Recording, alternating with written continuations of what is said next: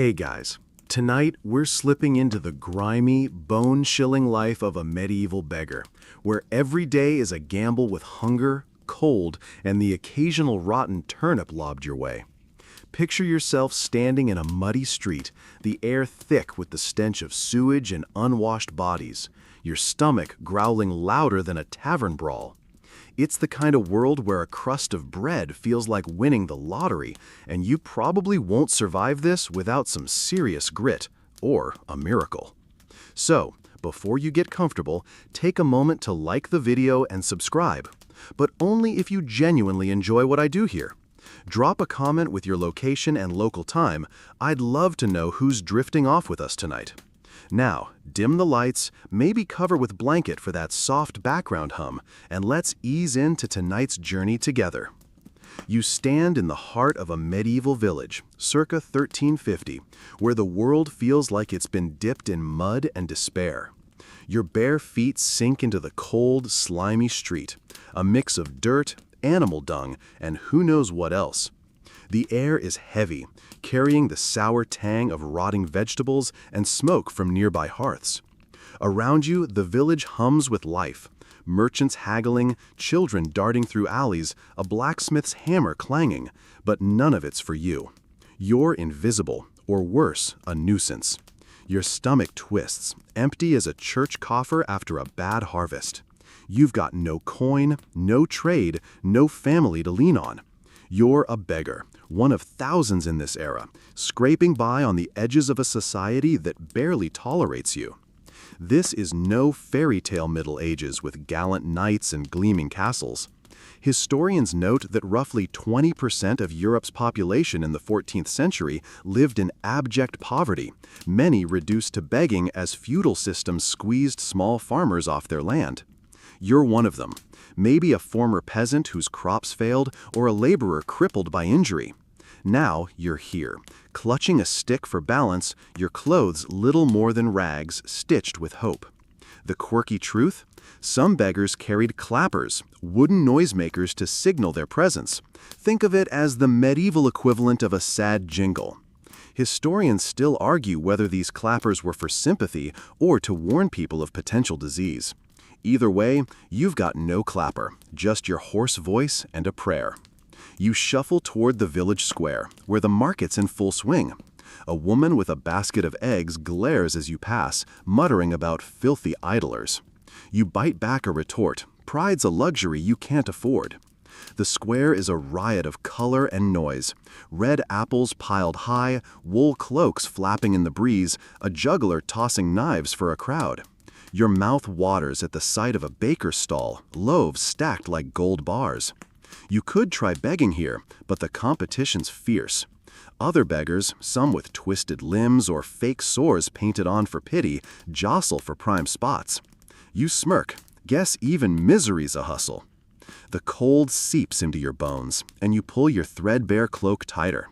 It's autumn, but winter's shadow looms, and you know what that means. Frozen nights, fewer alms, and the grim chance you'll be a corpse by spring. For now, you focus on today's survival.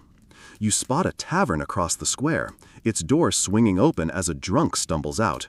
Maybe there's a dropped crust or a kind soul inside. Or maybe you'll get a kick for your trouble. You take a deep breath, the air stinging your lungs, and step forward. This is your world, and it's as unforgiving as a tax collector's grin. You wake to the gray light of dawn, sprawled on a pile of damp straw in a narrow alley. Your stomach claws at itself, a hollow ache that's been your constant companion for weeks. The village is stirring. Roosters crow, cartwheels creak, a distant bell tolls for morning prayers. But for you, there's no warm hearth or steaming porridge. You're a medieval beggar, and breakfast is whatever you can scrounge from the muck of this muddy, unforgiving world. You push yourself up, joints stiff from the cold. The alley reeks of urine and rotting fish, a lovely perfume you've stopped noticing. Your fingers brush the ground, searching for anything edible. Yesterday, you found half a moldy apple. Today, it's just a soggy lump that might have been bread once. You sniff it, shrug, and shove it in your mouth. It's gritty, sour, but it quiets the gnawing in your gut for a moment. In the 14th century, famine was a frequent guest. Records show the Great Famine of 1315 to 1317 killed millions, leaving beggars like you to fight over scraps. You're lucky to get this much. A quirky tidbit, some beggars chewed on beggar's root, a wild plant that dulled hunger but left you dizzy. You tried it once, tasted like dirt and regret. Historians still argue whether it was desperation or folklore that made it popular. For now, you've got no roots, just the mud caking your bare feet as you shuffle toward the village center. The streets are waking up, and you need to move before the night watch shoos you off. You pass a butcher's shop, the tang of blood and offal wafting out. A boy sweeps the doorstep, tossing a bone into the street. You lunge for it, but a stray dog beats you there, snarling. You back off. Dog's got sharper teeth and less to lose. You mutter a curse, then catch yourself. Swearing's a risk. The church might fine you for blasphemy, and you've got no pennies to spare. Instead, you aim for the market square, where early risers might drop a crust or a copper. The square's already bustling. A farmer unloads turnips from a cart. A fishmonger shouts about eels, and a gaggle of women haggle over wool. You scan the ground for fallen food, apple cores, bread heels, anything. A glint catches your eye, a bruised pear, half trampled in the mud. You snatch it, wiping it on your ragged sleeve. It's soft, leaking juice, and you devour it in 3 bites, seeds and all. A merchant spots you and barks, "Clear off, vermin!" You flash a cheeky grin, might as well lean into the role. Your next stop is the tavern, where drunks sometimes leave scraps. You hover near the door, trying to look pitiful, but not too pitiful. Too much, and you'll get a broom to the ribs. A man stumbles out, ale on his breath, and tosses you a crust. "For your sins," he slurs. You nod, tucking the bread into your cloak. It's stale, but precious. You'd laugh at the irony. Sins don't fill bellies, but you're too tired. The cold bites harder now, the sun barely cutting through the morning mist. You trudge toward the churchyard, where alms might flow after Mass. On the way, you pass a pile of manure, steaming in the chill. Tempting to scoop it for fuel, but you've got no fire to light. A kid runs by, giggling, and lobs a pebble at you. "Missed," you call, forcing a smile. Gotta keep the spirits up, right? You're not alone in this hustle. Other beggars lurk nearby, an old woman with a limp, a boy with one eye. You nod to them, an unspoken truce. There's no honor among thieves, but there's a code among the desperate. Don't steal another spot. For now, you've got your patch of mud and a plan to survive the day. The hunger's still there, clawing, but you've got a crust and a pear in you. That's a win for now. You stand shivering in the village square, your breath puffing in the chill morning air. The rags draped over your shoulders, once a cloak, now a patchwork of holes, do about as much good as a sieve in a rainstorm. You're a medieval beggar, and your clothes are less armor, more a cruel reminder of the warmth you'll never have. The cold gnaws at your skin, and you know winter's coming to make this misery a death sentence. You tug at the tunic, a threadbare thing you inherited from a ditch last spring. It's stiff with grime, patched with scraps of sackcloth you stitched with a borrowed needle. Your trousers, if you can call them that, end at your knees, frayed and crusted with mud. No shoes, of course. Your feet are calloused slabs, blackened from months of trudging barefoot. You wiggle your toes, half numb, and wince as a sharp pebble digs in. Medieval records show most peasants owned at least one pair of rough shoes, but beggars like you, you're lucky to have a strip of cloth to wrap a wound. Here's a quirky bit. Some beggars tied rags around their feet, calling them poor man's boots, though they soaked through in minutes. Historians still argue whether this was pride or just desperation to look less pathetic. You've tried it, felt like wrapping your feet in soggy bread. For now, you stomp to keep the blood flowing, ignoring the stares from a passing merchant. He clutches his purse like you're a wolf, not a half-starved wretch. You flash a gap-toothed grin just to mess with him. The wind picks up, slicing through your rags like a tax collector's greed. You huddle against a tavern wall, its timbers radiating faint warmth from the fire inside. You can't go in, no coin, no welcome, but you press closer, dreaming of a hearth. The smell of roasting mutton drifts out, and your stomach howls. You pat it, muttering, "Patience, you greedy beast. Gotta laugh, or you'll cry." You scan the square for shelter. The market's alive with color, red cloaks, green hoods, baskets of golden apples, but it's a world you're locked out of. A woman in a fine wool dress brushes past, her hem kicking up dust. You eye her cloak, thick and lined with fur. One night under that, and you'd sleep like a lord. Fat chance. Stealing it would earn you a noose, and you're not that desperate. Your best bet is the churchyard, where stone walls might block the wind. You shuffle that way, dodging a cart piled with cabbages. The driver yells, "Move, filth!" You wave cheerily. Third time today you've been called that. Might start a collection. The church looms ahead, its steeple piercing the gray sky.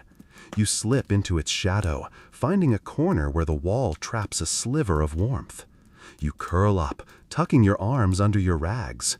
It's not much, but it's something. The cold isn't just discomfort, it's a killer. Historical accounts estimate thousands of beggars died each winter, frozen in alleys or fields. You've seen it, a body stiff under frost, ignored until the dogs got curious.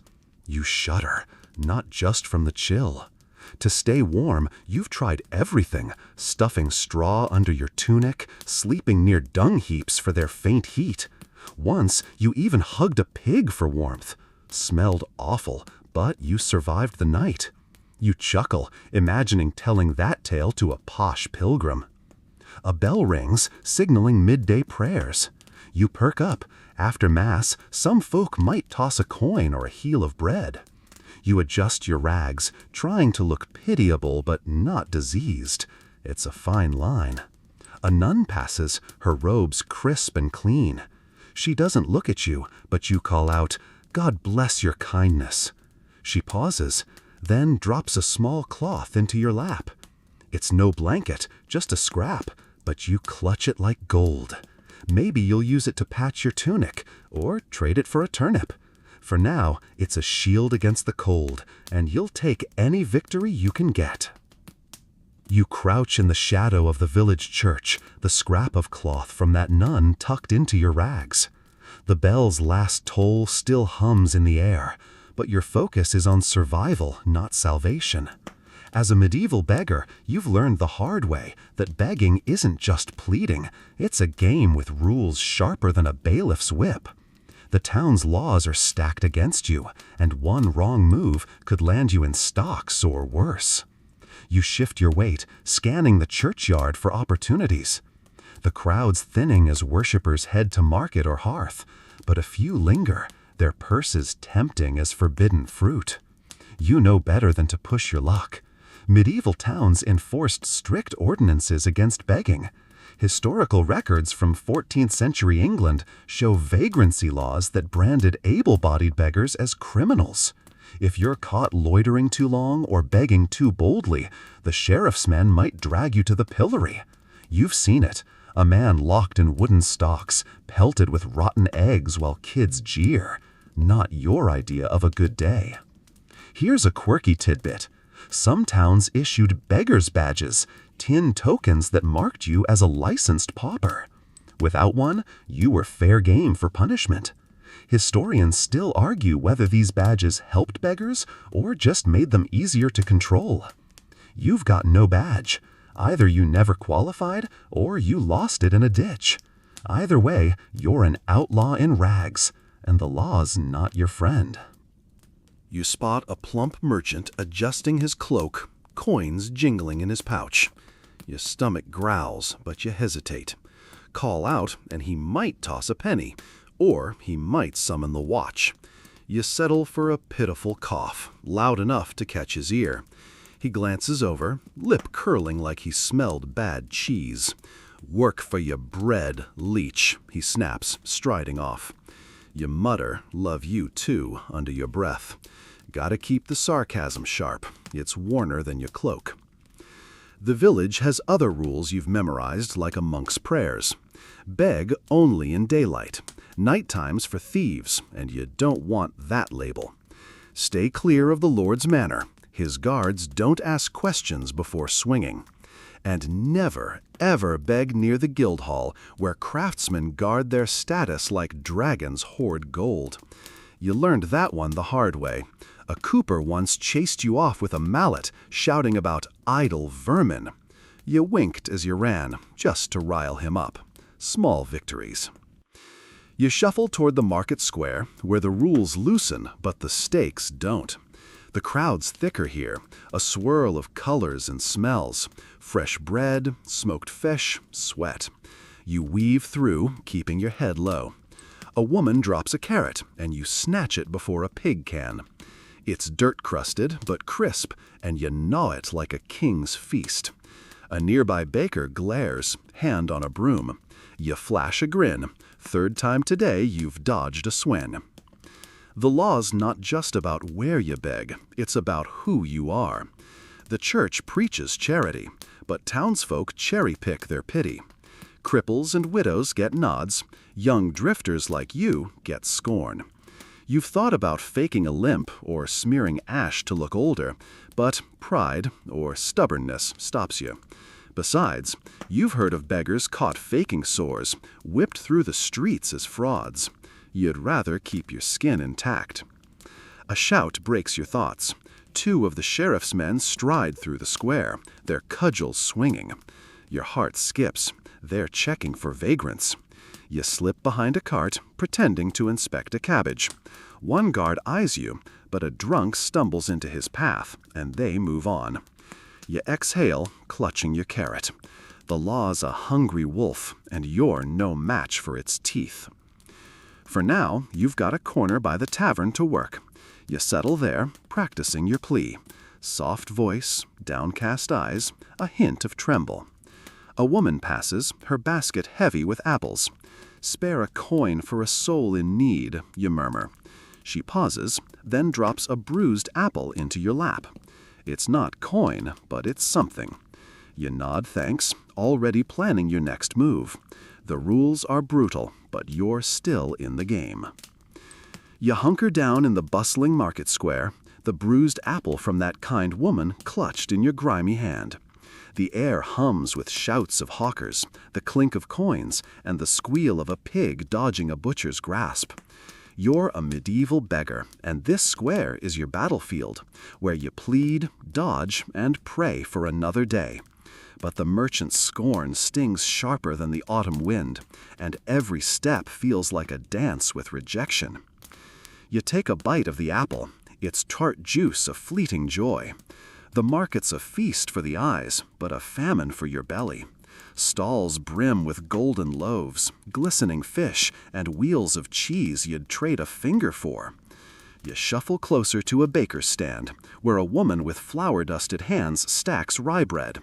Your mouth waters, but you know the drill. "Spare a crust for a wretch," you croak, keeping your distance.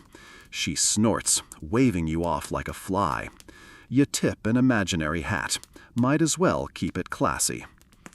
Historical records paint markets as economic hubs of the 14th century, where guilds tightly controlled trade, leaving little room for idlers like you.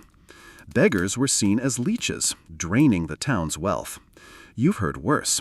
Last week, a fishmonger called you a walking plague. You laughed it off, muttering, "At least I'm walking." Humor's your shield, thin as it is. A quirky tidbit, some beggars used market charms, like chanting rhymes to gilt coins from shoppers.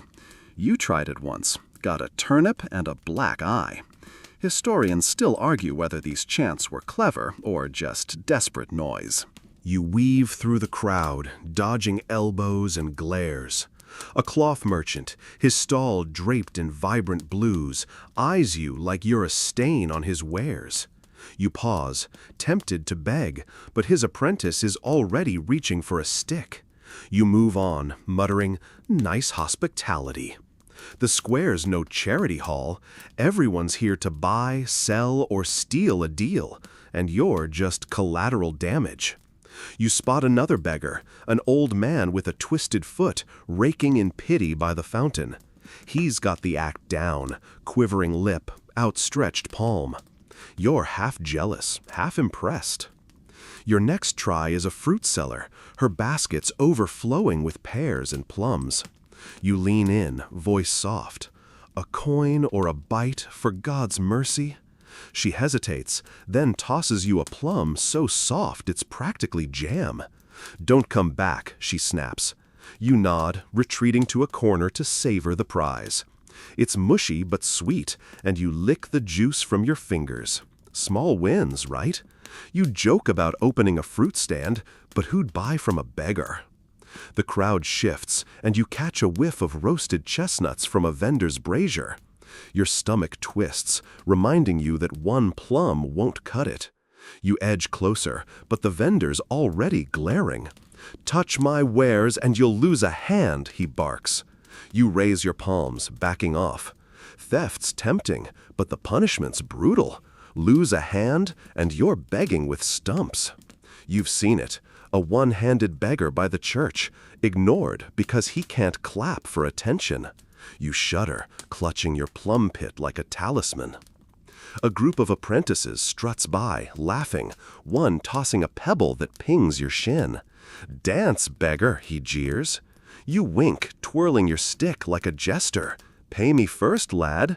They laugh, but no coins follow. You're used to it, scorns the tax you pay to exist. The market's rules are clear. Merchants sell, buyers haggle, and beggars beg at their peril. You spot a gap near the tavern where drunks might be looser with their purses. You shuffle over, dodging a cartwheel that nearly clips your toes. For now, you've got a plum in your belly and an apple tucked in your rags. The merchant's scorn burns, but you're still here, weaving through their world like a ghost they can't shake. You settle by the tavern, practicing your plea, humble, not pushy. A man stumbles out, ale on his breath. You try your luck. "Spare a coin for a soul?" He squints, then flicks a bent penny your way. It's not much, but it's yours. You pocket it, ready to face the next glare. You lean against the cold stone wall of the village churchyard, the bent penny from that drunk tucked deep in your rags. The market's noise fades as worshippers trickle out from Mass, their cloaks brushing the dirt where you sit. You're a medieval beggar, and the churchyard is your stage, where piety meets pity, and you hope to catch a few crumbs of charity. But the faithful are stingy today, and their glances cut deeper than any blade. You adjust your posture, slumping just enough to look broken but not diseased. The church looms behind you, its wooden doors creaking as a priest in crisp robes sweeps past. You murmur, "God's mercy, Father?" He doesn't even glance down. Typical. The church preaches love, but you've learned its charity comes with strings. Sermons, suspicion, or a demand to confess sins you don't have time to invent. Historical records show medieval churches were major almsgivers, distributing bread or coins to the poor, especially after Mass. But you're at the bottom of the pecking order, behind widows and orphans. You're just that beggar, a smudge on their holy view. A quirky tidbit, some beggars faked religious fervor, chanting psalms to win favor. You tried it once, mangled the Latin so badly a monk shushed you. Historians still argue whether this was cunning or just survivalist theater. For now, you stick to a simple plea, voice soft as the breeze. A woman in a green hood pauses, her basket heavy with herbs. "Spare a coin for a soul?" you ask. She frowns, muttering about idle hands, but drops a crust of bread. You nod thanks, tucking it beside your penny. It's dry as a nun's humor, but you'll take it. The churchyard's a mixed bag. Some folk toss alms to ease their guilt. Others spit and call you a leech. A man in a fur-trimmed cloak strides by, his boots kicking up dust. You try your line, but he snarls, "Earn your keep, rat." You flash a grin, muttering, "God loves you anyway." Gotta keep the wit sharp, it's warmer than the stone you're sitting on. You nibble the crust, saving half for later. Your stomach's a greedy beast, but you've learned to ration. You scan the crowd for softer targets. A group of pilgrims, their cloaks pinned with scallop shells, shuffles toward the church. Pilgrims are a gamble. Some are generous, others too holy to care. You call out, "Bless your journey, spare a mite." One, a gaunt man with a staff, tosses you a shriveled apple. "Pray for me," he says. You nod, though you're not sure God's taking your calls. The apple's wormy but edible, and you pocket it with a smirk. "Dinner's served," you whisper to yourself. The air grows colder, the sun dipping behind the steeple. You pull your rags tighter, remembering that scrap of cloth from the nun, still tucked in your sleeve, a tiny shield against the chill. The churchyard's emptying now, and your haul's meager. A crust, an apple, a penny. You'd hoped for more, but hope's a luxury, like clean water or a bed. A boy runs by, giggling, and lobs a pebble. "Missed," you call, forcing a chuckle. Third time today you've played target, might start charging. Piety's a strange beast here. The church calls you God's poor, but the townsfolk see you as a curse. You've heard sermons blaming beggars for famine or plague, as if your hunger summoned the devil. You roll your eyes. Last you checked, you weren't that powerful. But the church's shadow is your best bet for alms, so you stay, dodging the priest's glare. He's probably tallying sins, and you're not keen to be on the list. A final straggler, an old woman with a cane, hobbles over. You try one last plea. "For the love of saints?" She pauses, then presses a small coin into your palm. "Don't waste it," she whispers. You nod, heart lifting. It's not much, but it's enough to dream of a warm broth tomorrow. The churchyard's quiet now, the faithful gone. You rise, stiff and sore, ready to find a corner to curl up in. Pity's fleeting, but you've got a coin and a crust, and that's a victory in this holy, heartless place. You trudge away from the churchyard, the old woman's coin a small weight in your palm, its edges worn but precious. The village streets are quieter now, the market winding down as dusk creeps in. You're a medieval beggar, and every shadow feels like a threat, especially the shadow of disease, which could mark you as an outcast faster than a thief's brand. Leprosy looms in your mind, a specter that turns beggars into ghosts, shunned and feared. You slip into an alley, the air thick with the stink of rotting straw and damp stone. Your rags, still clutching that crust and apple from the churchyard, itch against your skin. You scratch absently, then freeze. A rash? A sore? Your heart pounds. Leprosy, or what passes for it in this suspicious age, could be anything. A cut gone bad, a flea bite, or just dry skin. Historical records show lepers were banished to colonies, forced to carry bells or clappers to warn others. You've seen one, rattling his bell outside the village, his face half hidden. You'd rather starve than join him. A quirky tidbit, some beggars smeared ash or mud on their skin to fake leprosy, hoping to scare alms from passers-by. It worked, until it didn't, and they were driven out. Historians still argue whether this was desperate genius or a death wish. You're not that bold. You check your arm again, nothing but dirt. You exhale, muttering, "Not today, Grim Reaper." Humor's your lifeline, even if it's grim as the alley you're standing in. You move toward the village edge where the poor huddle. The fear of disease isn't just about leprosy. Plague rumors swirl, and every cough or fever feels like a summons to the grave. You pass a woman hacking into her sleeve, and you veer wide, heart racing. You're no physician, but you know sickness spreads like gossip. You pull your rags over your mouth, a flimsy shield. The coin in your hand tempts you. Maybe a healer's brew could keep you safe. But most cures are just flavored mud. A man stumbles by, his face pocked with scars. Smallpox, maybe. You nod, keeping your distance. He doesn't nod back. Disease steals even courtesy. You've heard of towns barring the sick, locking gates against anyone who looks unwell. As a beggar, you're already half condemned. One wrong symptom, and you're done. You smirk, thinking, at least I'd get a free trip out of town. Gotta laugh, or the fear will eat you alive. You reach a crumbling wall by the river, a spot where beggars gather. An old man with a limp, one of your churchyard rivals, squats there, picking at his nails.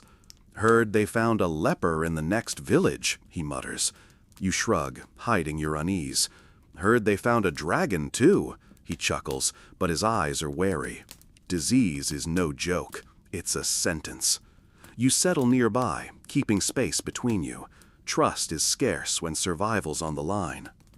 The river's murmur soothes you, but its water's a risk, tainted, some say, with sickness. You've drunk from it before, praying it wouldn't kill you. For now, you focus on your haul, a coin, a crust, an apple. You nibble the apple, its wormy core still sweet. A rat scurries by, eyeing your prize. You hiss, and it bolts. My dinner, not yours, you grumble. Third time today you fought for scraps, might start a tally. The fear of leprosy lingers, a weight heavier than hunger. You've seen the signs painted on doors, warning of contagion. You check your hands again, paranoid, but they're just filthy, not cursed. The church calls disease God's judgment, but you're not buying it. God's got bigger problems than your itchy elbow. Still, you whisper a prayer, just in case. The old man glances over, smirking. Prayin' won't save you. You wink. Worth a shot. Dusk settles, the air growing colder. You curl against the wall, tucking your rags for warmth. The coin's still there, a promise of tomorrow's broth, or maybe a scrap of cloth to replace your rotting sleeve. Leprosy's shadow hangs over you, but you're still here, still fighting. You close your eyes, the rivers hum your lullaby, and cling to the hope that dawn won't bring a rash or a bell. You huddle by the river's edge, the old man's warning about lepers fading into the evening chill. The coin, crust, and half-eaten apple in your rags are your only treasures, but hunger gnaws like a debt collector. You're a medieval beggar, and the alley you're eyeing, a narrow, shadowy slit between crooked houses, whispers temptation. Stealing could fill your belly, but the risk is a noose, or worse. You're not a thief, not yet, but desperation has a way of bending principles. You rise, brushing dirt from your knees, and creep toward the alley.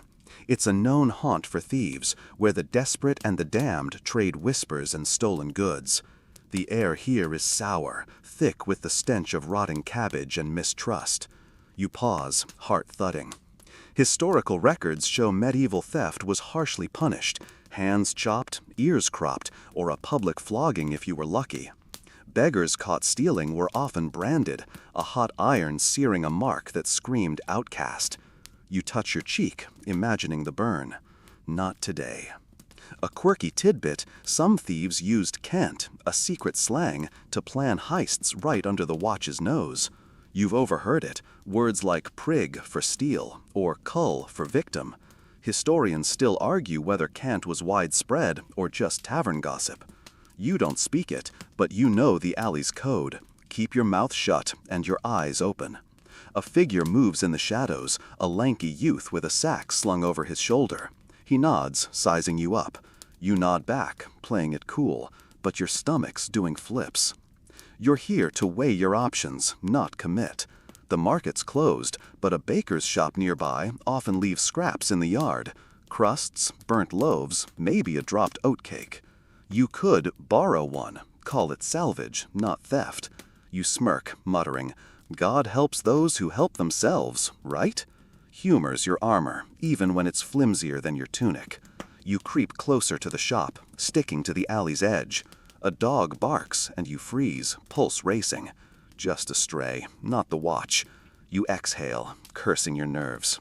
The baker's yard is a mess of barrels and crates, a treasure trove for a beggar.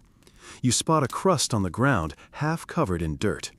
You lunge, but a voice hisses from the dark. "That's mine, cur." It's the youth, his sack now at his feet. You raise your hands. "All yours, friend." He grabs the crust, glaring, then slips back into the shadows. You'd laugh, fighting over dirt-caked bread, but it's not funny when you're starving. Third time today you've lost a meal to someone hungrier or meaner. You reconsider stealing. The baker's door is ajar, a faint glow spilling out. Inside, there's bread, maybe cheese. Your mouth waters, but your mind screams caution. If you're caught, it's the stalks at best, a severed hand at worst. You've seen a thief in the square, his stump wrapped in bloody cloth, begging worse than you. You shudder, clutching your coin from the churchyard. It's not enough for a loaf, but it's honest, mostly. A noise, boots on cobble. You duck behind a crate as two of the sheriff's men pass, their lanterns bobbing. "Another cut purse last night," one grumbles, "hanged by dawn." You hold your breath, praying they don't spot you. They move on, and you slump, heart hammering. "Close one," you whisper, forcing a grin. The alley's no place for you, not tonight. You back away, leaving the baker's scraps to bolder souls. You return to the river, the coin still in your rags, your apple and crust untouched. Stealing's a line you haven't crossed, and you're not sure you want to. The youth's glare lingers in your mind, a reminder that Thieves' Alley takes more than it gives. You settle against the wall, nibbling your apple's core. It's bitter, but it's yours. The river hums, and you close your eyes, the weight of hunger and fear settling like dust. You're still a beggar, not a thief, for now.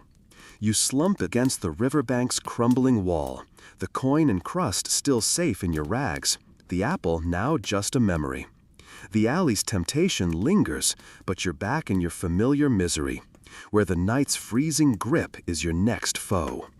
As a medieval beggar, you know winter's no mere season. It's a beast that chews through hope and spits out corpses. The air's already sharp, and you're dreading the long, dark hours ahead. You pull your tattered cloak tighter, its holes mocking your need for warmth. The river's murmur is your only company, but its damp chill seeps into your bones. You scout for shelter, eyes scanning the bank for anything better than this exposed wall. A pile of straw, half rotten but thick, catches your gaze. It's no featherbed, but it'll do. You drag it into a nook between stones, patting it into a nest. Historical records grimly note that exposure killed thousands of beggars each winter. Bodies found frozen in ditches, ignored until spring.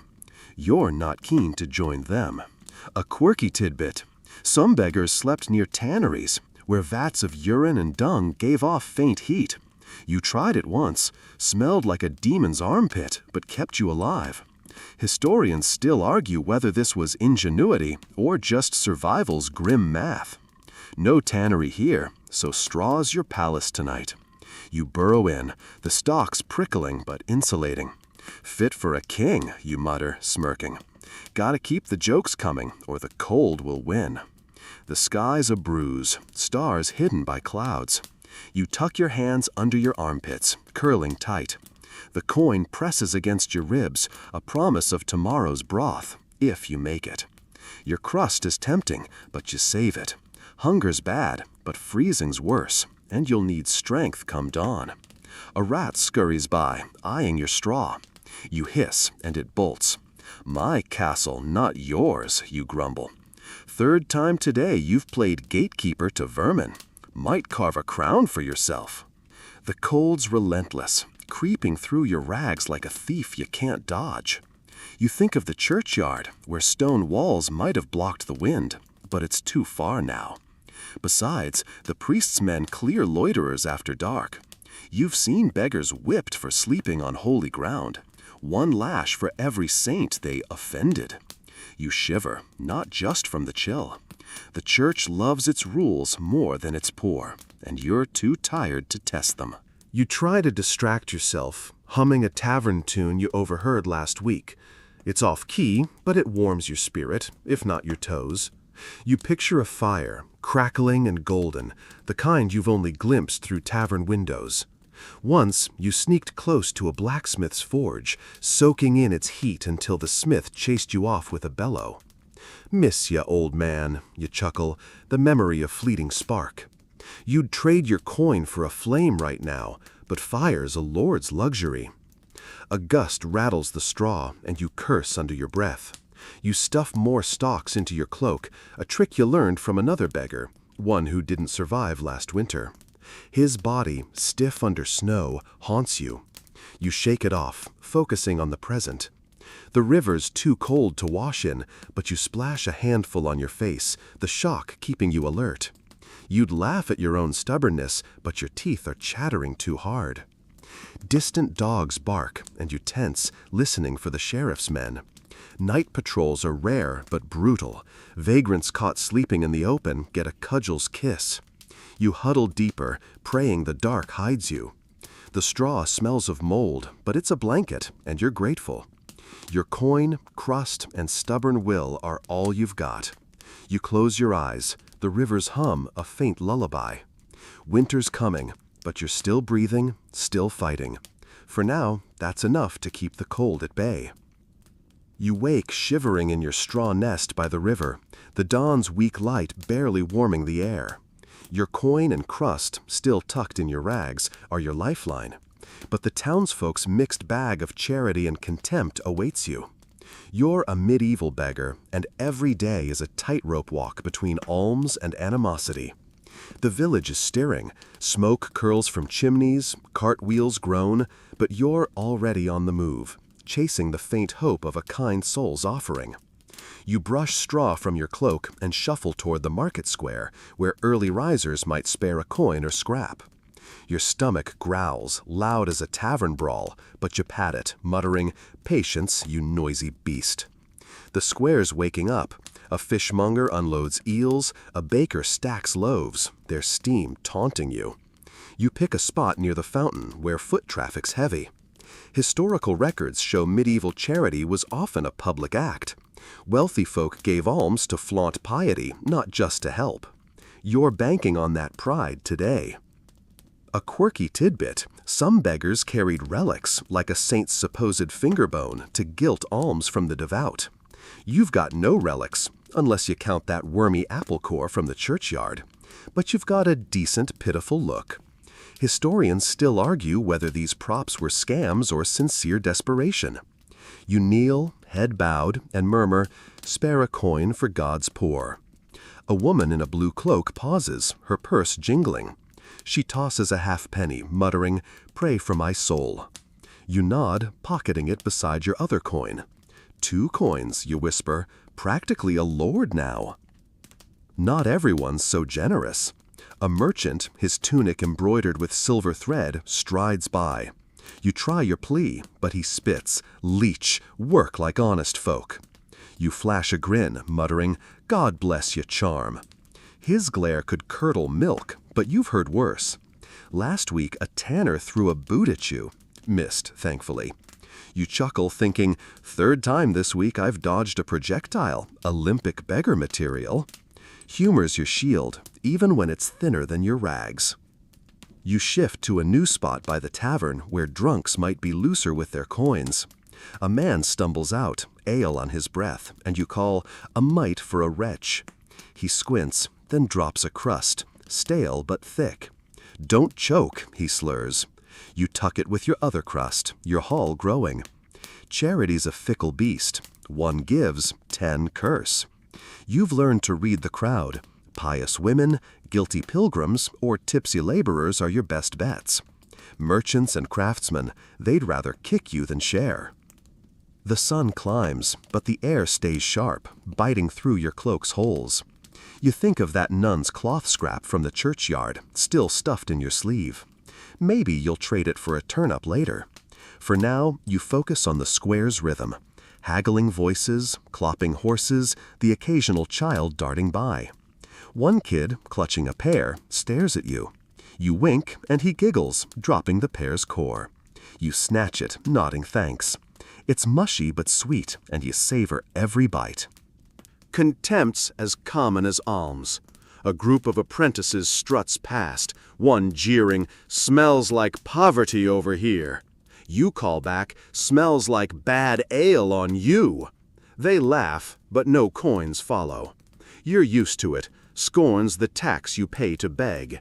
The church calls you God's poor, but the townsfolk see you as a blight.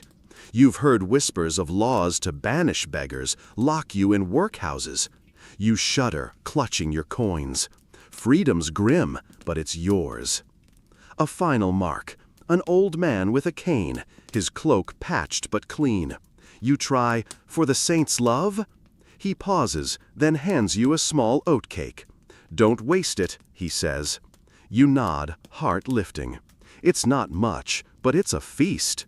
You settle by the fountain, your haul, 2 coins, 2 crusts, an oatcake, feeling like treasure. The townsfolk's animosity burns, but their charity, rare as it is, keeps you going. You're still here, still begging, still alive. You sit by the fountain in the market square, the morning's haul, 2 coins, 2 crusts, an oatcake, tucked safely in your rags. The village hums around you, but your corner of the world is a gritty, itching misery. As a medieval beggar, you're never alone. Vermin are your constant neighbors, crawling, biting, and reminding you that even the Loisleys have their own pests. You scratch at your neck, wincing as a flea makes its presence known, and brace for another day in this filthy fight. You shift on the cold stone, scanning your body for the culprits. Fleas are the least of it. Lice, ticks, and rats are your unwelcome roommates. Your rags, caked with dirt and sweat, are a paradise for them. You dig under your tunic, pinching a flea between your nails with a satisfying crunch. "One less tenant," you mutter, smirking. Historical records show medieval hygiene was dire for the poor. Bathing was rare, and fleas thrived in crowded towns. Beggars like you were walking ecosystems, carrying more bugs than a swamp. A quirky tidbit. Some beggars burned herbs like lavender to repel vermin, believing the smoke drove off evil humors too. You tried it once, choked on the fumes, and got a singed cloak for your trouble. Historians still argue whether this was folk wisdom or just wishful thinking. You've got no herbs, so you rely on vigilance and a quick pinch. You check your sleeve, where that nun's cloth scrap from the churchyard hides. It's lousy too, but you keep it. Might trade it for a carrot later. A rat darts across the square, bold as a merchant Cleveland's finest. You kick at it, missing by a mile. "Stay in your lane, Whiskers," you call. It scurries off, and you chuckle. 3rd time today you've battled the local wildlife. The square's busy now, merchants shouting, carts rattling, but you're focused on your own war. You scratch again, cursing the itch. Your skin's a map of red welts, and you're tempted to dunk in the fountain, but that's a quick way to catch a chill, or a cudgel from the watch. You move to a sunnier spot by the tavern, hoping warmth will slow the crawlers. The air smells of ale and fresh bread, a cruel tease for your empty stomach. You nibble your oatcake, savoring its grainy bite, and save the crusts for later. Hunger's a nag, but fleas are a torment. You've seen beggars driven mad by them, scratching until they bleed. You're not there yet, but it's a grim horizon. You mutter, "If I go mad, at least I'll have company." Gotta keep the humor, or the bugs win. The tavern door swings open, and a drunk stumbles out. You try your plea, "Spare a coin for a wretch." He tosses you a crust, moldy but yours. You tuck it with the others, brushing off a suspicious speck. Probably just dirt. Probably. You've heard tales of plague-carrying fleas, and the thought sends a shiver. The Black Death's a distant memory, 1340s they say, but fear lingers like a bad smell. You check your arms for dark spots, heart racing, but it's just more welts. You exhale, muttering, "Not my day to die." Other beggars dot the square, scratching as fiercely as you. An old woman by the fountain combs her hair with her fingers, cursing lice. You nod in solidarity. Misery loves company. You've tried her trick, but it's like bailing a sinking ship with a spoon. The church calls vermin God's punishment, but you're skeptical. If God's mad, he's got terrible aim, you grumble, flicking another flea. The square's no sanctuary. Rats raid stalls, and fleas hitch rides on every cloak. You eye your coins, tempted to buy soap, if such a thing exists here. More likely, you'll trade for food or a scrap of cloth to patch your rags. The nun scrap is still there, but it's no help against bugs. You settle in, watching the crowd for alms while battling your tiny foes. A kid runs by, giggling, and tosses a pebble. You dodge, calling, "Nice aim, champ." He laughs, and you smile. Small moments keep you sane. For now, you're still scratching, still begging, still here, vermin and all. You crouch near the tavern, your haul, 2 coins, 3 crusts, and oatcake stashed in your lice-ridden rags, the itch of fleas a constant nag. The village is alive with a rare buzz. A festival's come to town, its colors and clamor a fleeting escape from your beggar's grind. You're a medieval beggar, and while the fair's warmth tempts you with music and roasted nuts, exclusion bites harder than the autumn chill. You're here, but you're not welcome. You shuffle toward the market square, where the festival's in full swing. Banners flutter, red and gold, and the air carries laughter, fiddle notes, and the sizzle of meat on spits. Stalls overflow with pies, ribbons, and trinkets you'll never touch. Historical records show medieval fairs were economic booms, drawing traders and revelers. But beggars were barely tolerated, seen as stains on the festive mood. You hover at the edge, eyes wide, stomach twisting at the scent of honeyed cakes. "Smells like paradise," you mutter, "but I'm still in purgatory." A quirky tidbit, some beggars worked fairs as false cripples, binding limbs to fake injuries for extra pity. You've seen it. One limped all day, then sprinted when the watch appeared. Historians still argue whether this was cunning or just survival's dark comedy. You're too honest or too tired for tricks, but you practice your plea. Soft voice, downcast eyes. A woman with a basket of apples passes, her laughter bright. "Spare a coin for a wretch," you try? She giggles, tossing you a small bruised apple. "Dance for it next time." You wink, tucking it away. "Maybe I will." The crowd's a river of color. Merchants in velvet, maids in braided crowns, kids chasing a juggler's balls. You're a gray smudge in their rainbow, your rags a stark contrast. A baker shouts, "Pies, hot pies," and you inch closer, hoping for a dropped crumb. Instead, his apprentice glares, brandishing a broom. "Clear off, rat!" You back away, muttering, "Love the hospitality." 3rd time today you've been chased. Might start a fan club. You chuckle, keeping the sarcasm sharp. It's warmer than the breeze. You find a spot by a hay bale, watching the fair's joy from afar. A minstrel strums a lute, singing of knights and dragons. You hum along, catching half the words, and for a moment, you're not just a beggar. Then a drunk stumbles by, slurring, "Sing somewhere else, filth." You grin, calling, "Join me next verse?" He laughs, tossing a crust, moldy but yours. You add it to your stash, a tiny victory. The festival's a feast for others, but you're scraping for scraps. Exclusion stings worse than hunger. You see families sharing pies, lovers trading ribbons, and you're locked out, a ghost in their merriment. The church preaches charity, but festival-goers clutch their purses tighter. You try another plea near a spice stall, where a merchant's counting coins. "For God's mercy?" He snorts, "Mercy's for the deserving." You shrug, muttering, "Guess I'll ask God directly." His scowl's almost worth it. You've learned to lean into the scorn. It's fuel to keep moving. A group of dancers spins past, their steps kicking up dust. You tap your foot, tempted to join, but you know better. Beggars don't dance, they beg or they're beaten. You nibble your new apple, its juice tart but sweet, saving the crusts for later. The fair's warmth is a tease, but you soak in its sounds, laughter, clinking mugs, a child's squeal. It's not yours, but it's here, and you'll take the echo of joy over silence. A final mark. An old pilgrim, his cloak heavy with badges, shuffles by. "Spare a mite for the poor," you murmur.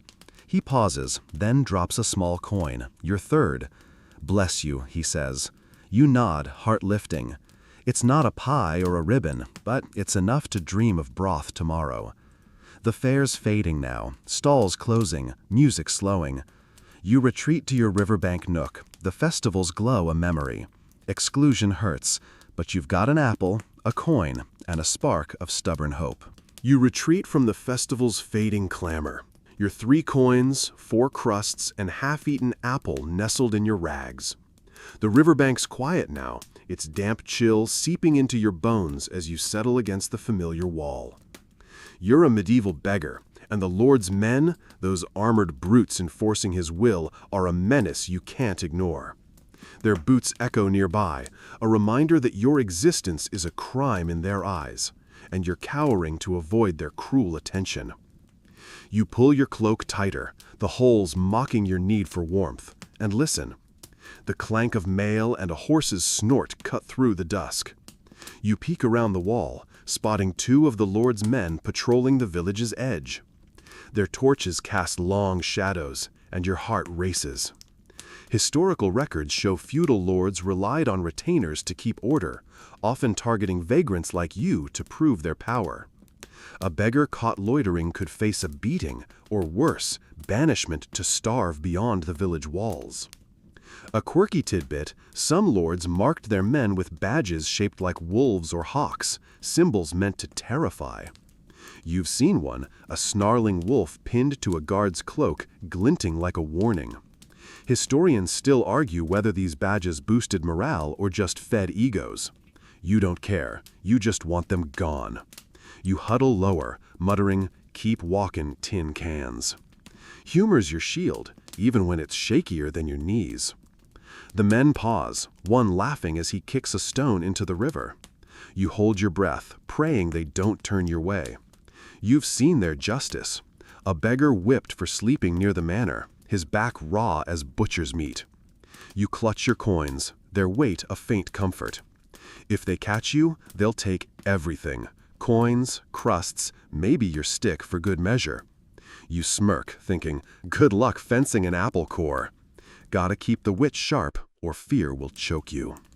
The men pause, one laughing as he kicks a stone into the river. You hold your breath, praying they don't turn your way. You've seen their justice. A beggar whipped for sleeping near the manor, his back raw as butcher's meat. You clutch your coins, their weight a faint comfort. If they catch you, they'll take everything. Coins, crusts, maybe your stick for good measure. You smirk, thinking, good luck fencing an apple core. Gotta keep the wit sharp, or fear will choke you. You shift, straw crackling under you, and wince at the sound. One guard glances over, his torch swinging. You freeze, heart hammering. He mutters something to his mate, then moves on, their boots fading. You exhale, muttering, third close call this week, might need a medal. The Lord's men are a storm you can't outrun, but you've dodged them for now. You settle back, nibbling a crust to calm your nerves. It's stale, but fills the void. The village feels smaller under their watch. You've heard tales of lords clearing beggars from their lands, driving them into forests where wolves or bandits wait. The church calls lords God's stewards, but you're skeptical. They're more like wolves in armor. You've avoided the manor's shadow since a guard once threw a rock, shouting, "No vermin here." You dodged, calling, "Missed me, Sir Knight." He didn't laugh, but you did. Small rebellions keep you sane. You eye the river, its dark water a mirror for your thoughts. The Lord's men patrol to keep the village clean, but you're no dirtier than the mud they track. You've got your haul, 3 coins, 3 crusts left, an apple's memory, and you'll guard it like a dragon's hoard.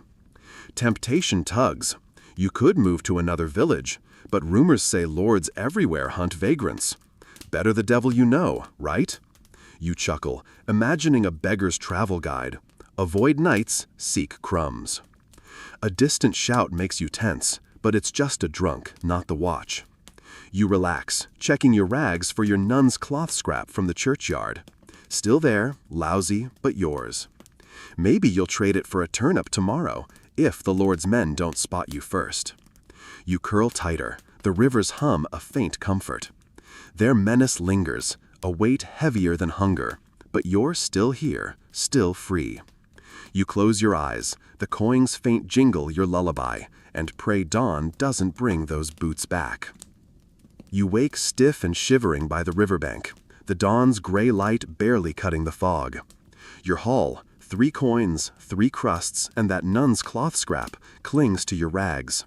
But a nagging cough rattles your chest, a reminder of your fragile hold on survival. You're a medieval beggar, and with no proper medicine, a quack healer's dubious cure is your only shot at relief. You're skeptical, but desperation makes even snake oil tempting. You push up, brushing straw from your cloak, and trudge toward the village's edge where a healer's cart often parks. The cough's been with you for days, dry and sharp, and you're praying it's not the start of something worse. Historical records show medieval medicine was a gamble. Herbal brews, bloodletting, or prayers often did more harm than good.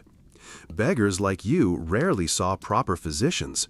You got charlatans peddling miracles for a coin.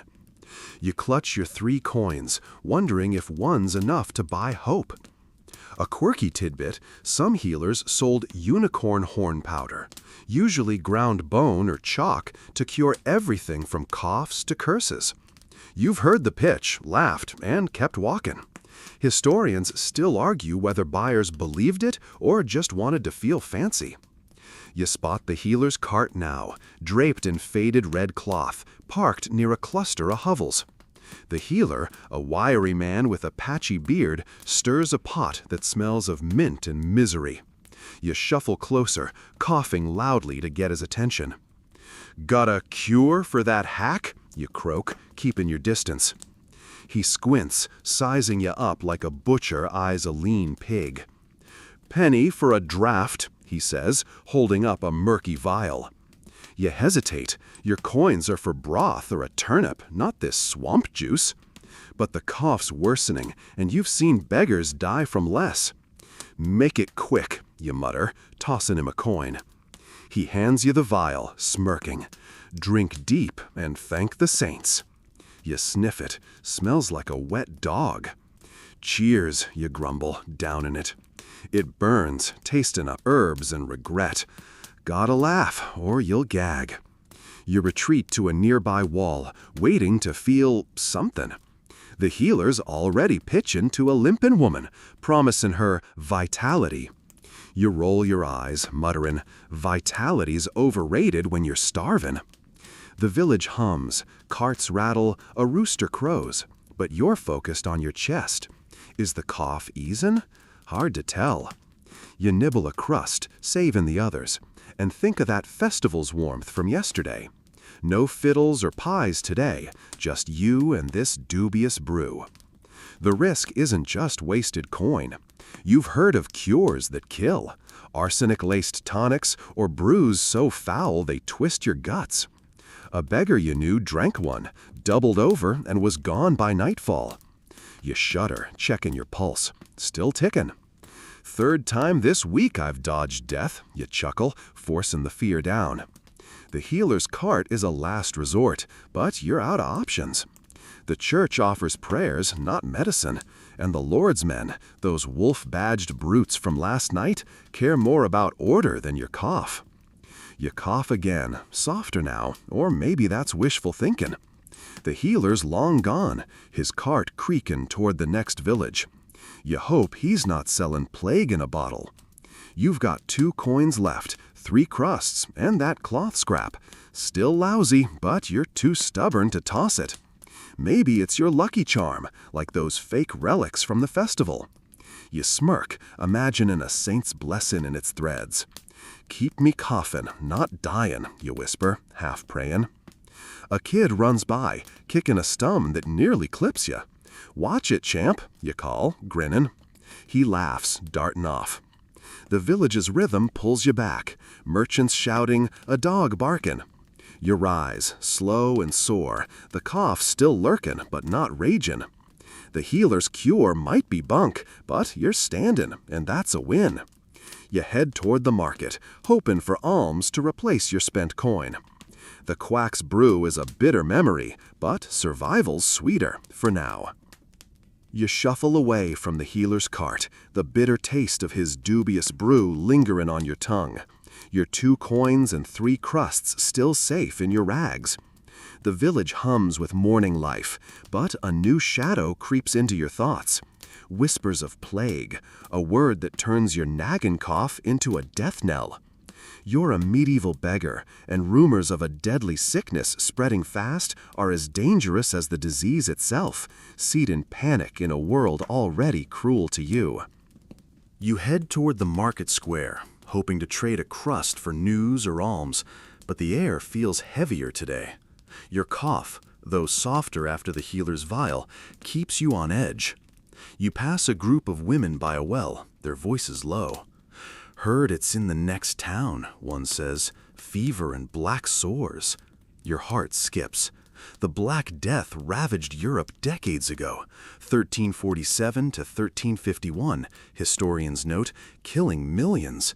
But smaller outbreaks still haunt the land. You've seen the fear in people's eyes, the way they shun anyone who sniffles. As a beggar, you're already half condemned. A quirky tidbit, some believed plague came from miasma, bad air rising from rotting matter. You've heard quacks sell amulets to purify it, useless trinkets for gullible coins. Historians still argue whether these were scams or desperate faith. You touch your rags, where the nun's cloth scrap from the churchyard hides. No amulet, but it's your talisman against fear. You mutter, keep the miasma away, saint whoever. Humor's your crutch, even when it wobbles like your stick. You reach the square, where merchants hawk wares under a tense buzz. A baker's stacking loaves, but his glances dart nervously. You try your plea. Spare a crust for a soul? He waves you off, muttering, no sick beggars here. You cough into your sleeve, hiding it, and move on. The word plague is poison. You're not sick, not yet, but suspicion's enough to banish you. You smirk, thinking, 3rd time this week I've been called a curse. Might start a fan club. Gotta laugh, or the rumors will crush you. You settle by the fountain, nibbling a crust to quiet your stomach. The square's busy, but eyes avoid you more than usual.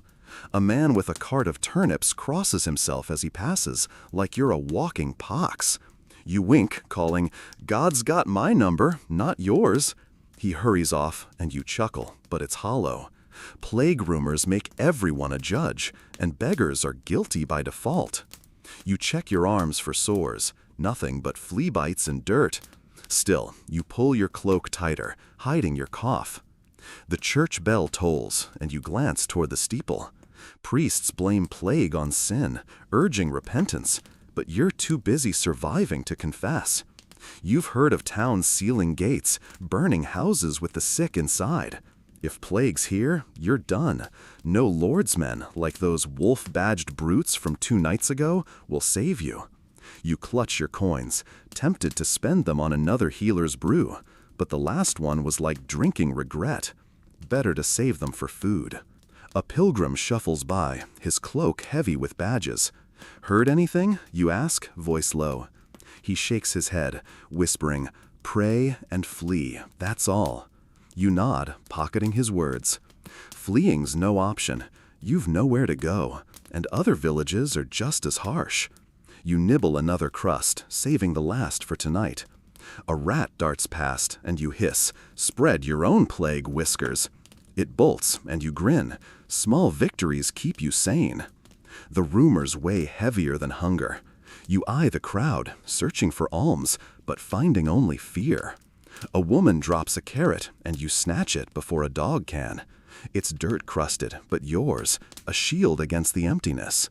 You rise, cough muffled, and move toward the tavern, hoping drunks are less paranoid. Plague's a specter, but you're still breathing, still begging.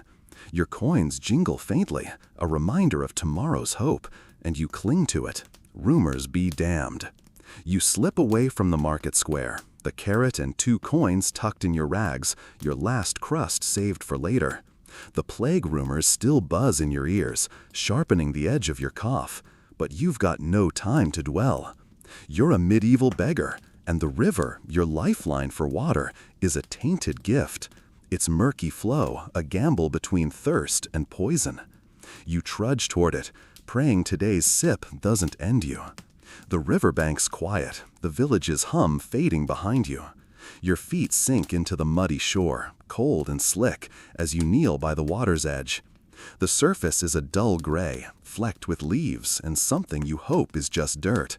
Historical records show medieval rivers were often cesspools, sewage, tannery waste, and worse, dumped freely. Beggars like you had no choice but to drink, while the wealthy boiled ale or sipped from wells. You scoop a handful, sniffing it. Smells like wet earth, not death. Here's to luck, you mutter, drinking.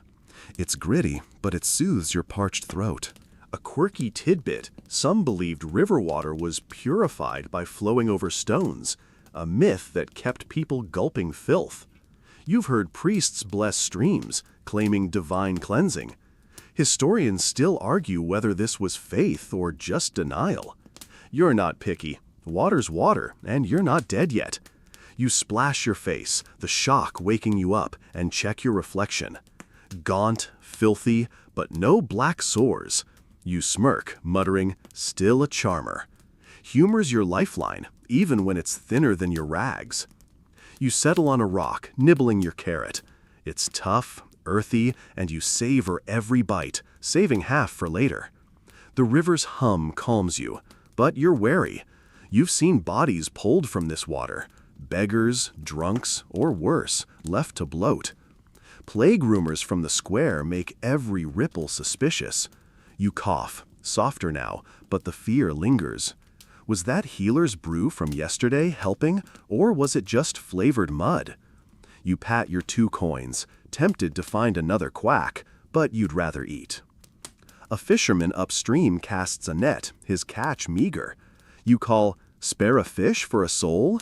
He glares, shouting, "Catch your own, leech."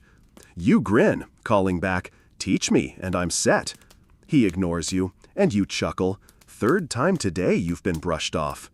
Rejection's your daily bread, but you're used to it. You eye the river again, wondering if you could fish.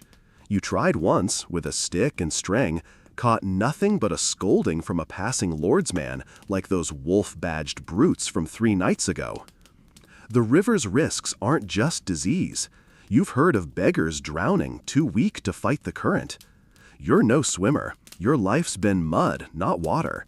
You clutch your nun's cloth scrap, still lousy from the churchyard, and wonder if it's cursed or blessed.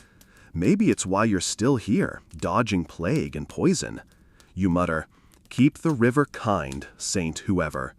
A rat scurries by, and you hiss, "Not my carrot, Whiskers." It bolts, and you laugh, a small win in this grim game. The village looms behind you, its smoke curling into the sky. You think of the festival's warmth, now days gone, and the market's scorn. The river's no friend, but it's neutral, doesn't judge, doesn't spit. You drink again, slower, filtering it through your sleeve. Tastes like regret, but you're alive. Temptation tugs. Move to a cleaner stream, another town. But plague rumors follow, and you've got nowhere better. You rise, carrot half in hand, coins jingling faintly. The river's a gamble, but you're still playing. You head back toward the tavern, hoping for alms from drunks less spooked by plague talk.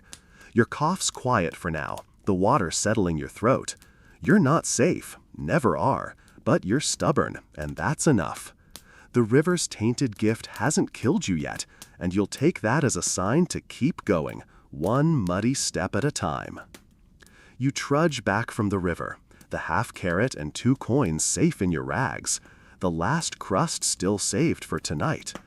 The village's morning buzz grows louder, but you're a medieval beggar, and your world is lonelier than the muddy bank you left behind. A mangy stray dog, ribs sharp as yours, trails you, its wary eyes mirroring your own. You're not one for friends, but in this brutal life, its loyalty, however fleeting, feels like a gift. You pause by a crumbling wall, the dog hovering a few steps back. Its fur's matted, one ear torn, but it doesn't growl or bolt. You tear off a bit of your crust, tossing it. The dog snatches it mid-air, tail giving a cautious wag. "There's a good mutt," you murmur, smirking. Historical records show stray dogs were common in medieval towns, often scavenging alongside beggars like you. Some were pests, others companions, though most ended up in stew pots when times got lean. You're not that desperate. Yet. A fisherman upstream casts a net, his catch meager. You call, "Spare a fish for a soul?"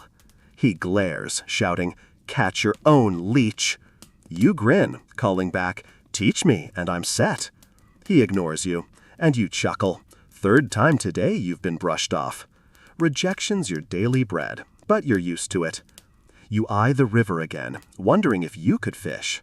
You tried once, with a stick and string, caught nothing but a scolding from a passing lordsman, like those wolf-badged brutes from 3 nights ago. The river's risks aren't just disease. You've heard of beggars drowning, too weak to fight the current. You're no swimmer. Your life's been mud, not water. You clutch your nun's cloth scrap, still lousy from the churchyard, and wonder if it's cursed or blessed. You move toward the tavern, the dog padding behind. Its presence is a shield. Folk are less likely to kick you with a beast at your side, even a scruffy one. You try your plea on a passing merchant. "Spare a coin for a soul?" He glares, but the dog's low growl makes him toss a bent penny before hurrying off. You pocket it, 3 coins now, and pat the dog's head. "Good work, partner," you say. It licks your hand, and you pull back, chuckling. "No kisses, fleabag." 3rd time today you've shared your space. First rats, then fleas, now this mutt. Might start charging rent. The tavern's busy, drunks spilling out with ale-soaked laughs. You settle nearby, the dog curling up at your feet. You nibble your carrot, offering it a bite. It sniffs, then chomps, and you grin. Shared misery tastes better. But loyalty's fragile. You've seen strays turn on beggars, stealing scraps or biting hands. This one's gentle, but hunger changes beasts. You keep your crust hidden, just in case. The river's hum lingers in your mind, its tainted water still sitting heavy. You cough, softer now, and the dog's ears twitch. "Not dying yet," you tell it, half convincing yourself. A kid runs by, tossing a pebble that clips your shin. "Nice aim," you call, and the dog barks, startling him into a giggle. You laugh, a rare sound. The moment's brief, but it's yours. The tavern door swings open, and a drunk stumbles over, eyeing the dog. "Sell that cur for a penny," he slurs. You shake your head. He's not for sale. The drunk shrugs, tossing you a moldy crust, your 4th. You tuck it away, wondering if the dog's your lucky charm, like that lousy nun's cloth scrap from the churchyard. Plague rumors from yesterday still itch at your thoughts, but the dog's warmth against your leg grounds you. You've got no one else, no family, no guild, just this mutt who chose you for reasons you'll never know. You pat its flank, muttering, "Stick with me, and we'll starve together." The church calls animals soulless, but you'd trade a sermon for this dog's quiet company. The Lord's men, those wolf-badged brutes from nights ago, might scatter you both, but for now, you're a team. The sun climbs, the air still sharp. You rise, the dog following, and head toward the churchyard, hoping for alms after Mass. Your coins jingle faintly, your hall a small fortress against hunger. The dog's loyalty, however long it lasts, is a warmth no coin can buy. You cough again, but the mutt's steady gait keeps you moving. You're still here, still begging, with a friend by your side, and that's more than you had yesterday. You shuffle toward the churchyard, your mangy dog padding beside you, its torn ear twitching at every sound. Your haul, 3 coins, 4 crusts, half a carrot, and that nun's lousy cloth scrap, jangles in your rags, but winter's brutal siege is closing in, and the first snowflakes dust your shoulders.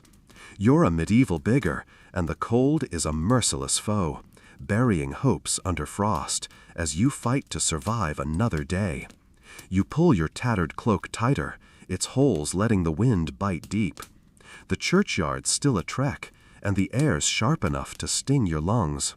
Your cough, quieter since that quack's brew, rattles faintly, but you're more worried about the snow. Historical records show winter was a death sentence for many in the 14th century. Beggars froze in alleys, their bodies stacked like firewood until spring. You've seen it, a huddled form, stiff and blue, ignored by all but your new dog friend. You pat its head, muttering, "We're not joining them, mutt." A quirky tidbit, some beggars stuffed their rags with straw or feathers, makeshift insulation against the cold. You've tried it, itchy but effective, until it got wet and turned to sludge. Historians still argue whether this was clever or just pathetic. You've got straw from your riverbank nest, and you stuff a handful into your sleeve, wincing as it pricks. "Better than nothing," you grumble, smirking. The dog sniffs the snow, sneezing, and you chuckle. "Not edible, genius." 3rd time today you've shared a laugh with this cur. Might make it your jester. The village is huddling too. Smoke curls from chimneys, shutters slam shut. You pass a tavern, its warmth spilling out with the scent of ale and stew. You linger, but the keeper's broom is already out. "No curs or beggars," he barks. You wink, calling, "Saving my coin for better." The dog growls, and you slip away, snow dusting your rags. You nibble your carrot's end, sharing a bite with the mutt. Its tail wags, a small warmth in this frozen world. Winter's not just cold, it's a thief. Alms dry up as folk hoard for their own. You've heard of villages barring vagrants in snow season, leaving you to the wolves, literal and lordly, like those wolf-badged men from nights ago. You clutch your coins, dreaming of a hot broth, but even that's a lord's luxury now. The churchyard's your best bet. Pious folk might spare a crust after Mass, guilt loosened by the season. You trudge on, the dog's paws leaving prints beside yours in the thin snow. A gust howls, and you huddle against a wall, the dog pressing close. Its warmth is a lifeline, and you're grateful for its stubborn loyalty. You've seen strays freeze, their eyes glassy under frost. "Not you, mutt," you whisper, scratching its ear. The snow's light but steady, and you know heavier falls are coming. You've got no shelter but straw and will, no fire but your own breath. You cough, muffling it in your sleeve, and pray the plague rumors from days ago don't tag along with the cold. A cart rattles by, its driver bundled in furs. You call, "Spare a mite for the poor?" He ignores you, but a loose turnip rolls off. You snatch it, the dog sniffing eagerly. "Ours, not yours," you say, tucking it away. It's frozen, but precious, a shield against the hunger winter sharpens. The church looms ahead, its steeple blurred by snow. You imagine its stone walls blocking the wind, maybe a corner to curl up in. But priests clear loiterers, and you're no fool to test their charity. You pause, brushing snow from your dog's back.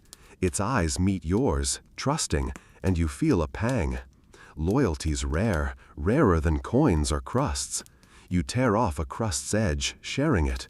"Winter's tough, but we're tougher," you say. The dog chomps, and you grin, the snow a cold crown on your head.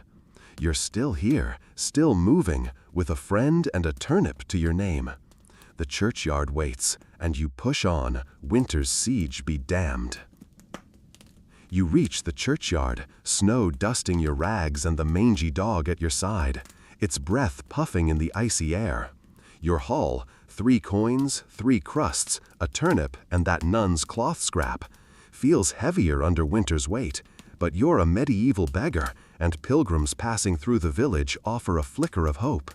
Their pity is fleeting, vital as a spark in this frozen world, and you're ready to catch it before it fades. You settle near the church gate, where pilgrims' boots crunch the snow. Their cloaks are heavy with badges, scallops, crosses, marking journeys to holy shrines. You adjust your posture, looking pitiful but not plague-ridden, and murmur, "Spare a mite for God's poor?" A woman with a rosary pauses, her eyes soft. She drops a small coin, your 4th, muttering, "Pray for me." You nod, pocketing it. Historical records show pilgrims often gave alms to ease their sins, but beggars like you were a brief stop on their holy road. You're grateful for any crumb of their guilt. A quirky tidbit, some pilgrims carried pardoner's relics, like bits of bone sold as saintly, claiming they'd cure ailments or save souls. You've seen a beggar trade a crust for one, pure nonsense, but hope's a powerful drug. Historians still argue whether pilgrims believed or just hedged their bets. You've got no relics, just your dog's loyal gaze and a cough you're hiding. You pat its head, muttering, "You're mutt," you whisper. It snuffles the snow, and you smirk. Humors your warmth, even if it's flimsier than your cloak. A group of pilgrims shuffles by, their staffs tapping. You try again. "For the saints' love?" A man tosses a crust, your 4th, dry but thick. "Bless you," he says, moving on. You tuck it away, the dog's tail wagging like it knows the score.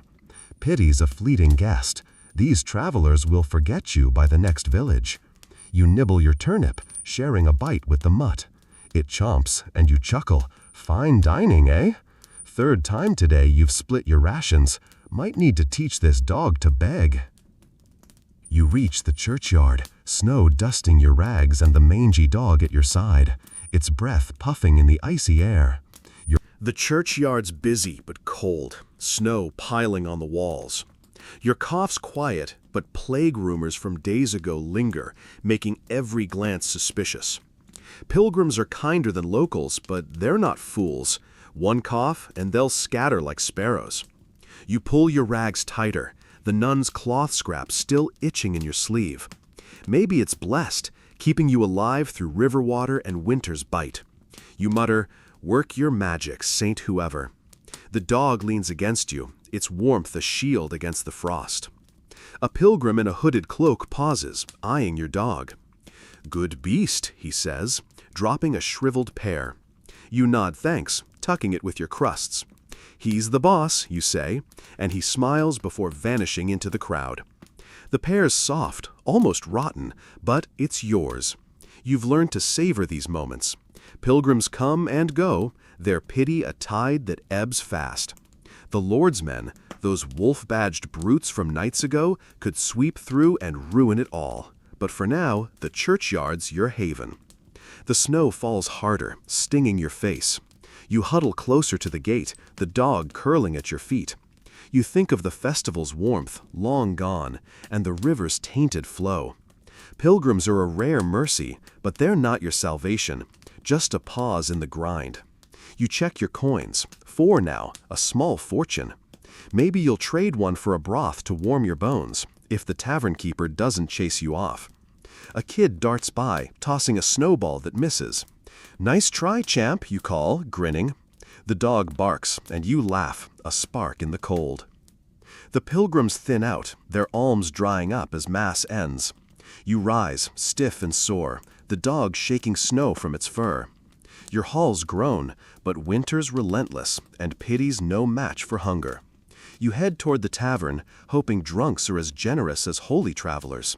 The dog's steady gait keeps you grounded, and your coins jingle faintly. Pilgrim's pity is fleeting, but it's kept you alive today, and that's enough to face the snow. You trudge from the churchyard, snow crunching under your bare feet, your mangy dog trotting beside you, its fur dusted white. Your haul, 4 coins, 4 crusts, a shriveled pear, a turnip, and that nun's cloth scrap. Feels like a fortune, but winter's grip tightens, and a single misstep could cost you everything. You're a medieval beggar, and today, loitering too long near the tavern lands you in the stocks, facing public humiliation that stings worse than the cold. You'd aimed for the tavern, hoping drunks would toss coins, but you lingered too long by its door, your dog sniffing for scraps. The tavern keeper, a burly man with a broom, had enough. "No filthy curs here," he roared, calling the watch. You tried to slip away, but two of the sheriff's men, cudgel swinging, grabbed you. Now you're locked in the village square's wooden stocks, wrists and neck trapped, the snow soaking your rags. Historical records show stocks were common for minor crimes like vagrancy, hours of shame, pelted with mud or worse. Your dog cowers nearby, growling at passers-by. A quirky tidbit: some towns let kids guard the stocks, tossing pebbles for fun. A boy with a gap-tooth grin lobs one now, missing your head. "Nice aim, champ," you call, forcing a smirk. Historians still argue whether this was discipline or just cruel sport. You're betting on the latter. The cold bites harder than the shame, and your cough creeps back, muffled by your hunched posture. "Not now," you mutter, praying plague rumors don't tag you as diseased. The square's alive with jeers. A fishmonger hurls a rotten eel, splattering your shoulder. "That's for stinking up my stall," he shouts. You wink, calling, "Smells better than your fish." The crowd laughs, but no one frees you. Your dog barks, hackles up, and you hush it, don't need it clubbed. You think of the churchyard's pilgrims, their fleeting pity a world away. Your coins are still in your rags, but the crusts and pear are vulnerable, and you're helpless to guard them. "Third time this week I'm a target," you grumble, humor your only shield. Shame's the point. Make you a lesson for other idlers. A woman in a green hood spits, muttering, "Lazy cur." You bite back a retort. Talking's a risk when mud's flying. You've seen beggars in stocks for days, starved or frozen. You're lucky, it's just hours, but each minute's a lifetime. The Lord's men, those wolf-badged brutes from nights ago, might have done worse, but the sheriff's men are cruel enough. You shift, the wood biting your wrists, and pray your dog doesn't bolt. A kid tosses another pebble, clipping your ear. You grin, calling, "Keep practicing!" He giggles, but the adults don't soften. You spot the old man from the churchyard, the one who gave you an oatcake. He shakes his head, moving on. No rescue today. You think of that nun's cloth scrap, still itching in your sleeve. Your useless talisman. Maybe it's cursed, landing you here. You mutter, "Nice work, Saint whoever," and the dog whines, pressing closer. Its warmth is a faint comfort, but shame's a heavier weight. The snow falls harder, numbing your fingers. You focus on your haul, mentally counting. 4 coins, 4 crusts, a pear, a turnip. If they're not stolen, you're still in the game. A drunk stumbles by, laughing, and tosses a moldy apple core. "For your feast," he slurs. You nod thanks, though it's useless in the stocks. The crowd thins as the cold drives them indoors, leaving you with your dog and the boy, who's now bored and wandering off. "Show's over," you whisper, voice hoarse. The watch returns at dusk, unlocking the stocks. "Don't let us catch you again," one growls. You stumble free, rubbing your wrists, and check your rags. Everything's there, miraculously. The dog licks your hand, and you pat it, muttering, "Good guard." You limp away, the square empty, shame clinging like wet snow. You're still here, still begging, but the stock's lesson burns. You're a ghost they'd rather erase. You head for the riverbank, craving its quiet, your dog at your side, and cling to the hope of tomorrow's alms. You limp back to the riverbank, the sting of the stock's shame still burning, your dog's steady trot a quiet comfort.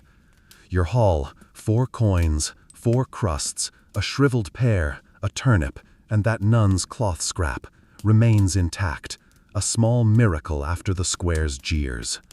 You're a medieval beggar, and the monastery nearby tempts you with whispers of refuge.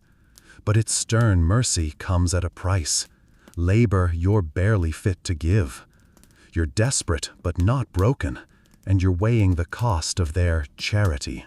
You settle against the familiar wall, snow dusting the straw you call a bed. The dog curls close, its warmth easing the ache in your wrists. Your cough's back, a dry rasp, and the memory of yesterday's plague rumors tightens your chest. The monastery's stone walls, a short trudge away, promise shelter from the snow, and maybe a bowl of gruel. Historical records show monasteries often aided the poor, offering food or beds, but demanded work, chopping wood, scrubbing floors in return. You're no stranger to toil, but your body's a wreck, and monks don't coddle. A quirky tidbit, some monasteries brewed holy ale, claiming it cured ailments. You've heard beggars swear by it, though it was likely just strong beer.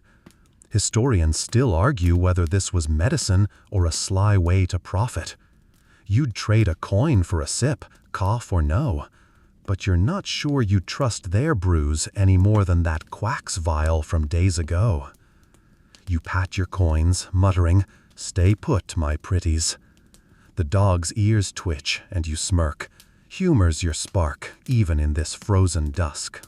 You rise, brushing snow from your rags, and head towards the monastery, the dog trailing. Its gates loom, iron and oak, a world apart from the village's mud. You knock, voice hoarse. "Shelter for a soul?" A monk, hooded and stern, peers out.